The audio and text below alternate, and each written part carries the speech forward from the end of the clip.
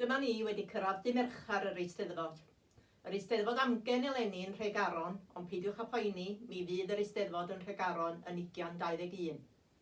Eisteddfod Tregaron oedd yn cloi fy llywyddiaeth innau hefyd ar gyfer Merched y Mawr, lle roedden nhw'n cael y pleser a'r fraint o urddo Jill yn llywydd cenedlaethol am 2 flynedd i ddod. Nid oedd hynny'n bosib oherwydd y Covid-19. Peidiwch â poeni, mae rhanbarth Ceredigion o dan y llywydd wedi paratoi ar eich cyfer.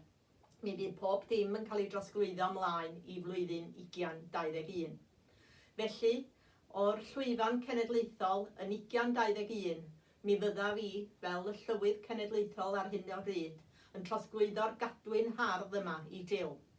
Mae'n achlysur arbennig, cofiadwy, lle mae teulu a ffrindiau yn dod yn hyd, i greu hwb aruthrol i'r person i gario ymlaen y gwaith sydd wedi gychwyn yn 1967 ym Mharc Cybala.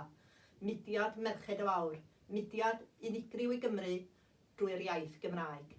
Pob dymuniad da i bawb sydd yn ymweld â'r Steddfod am y dyddiau nesaf.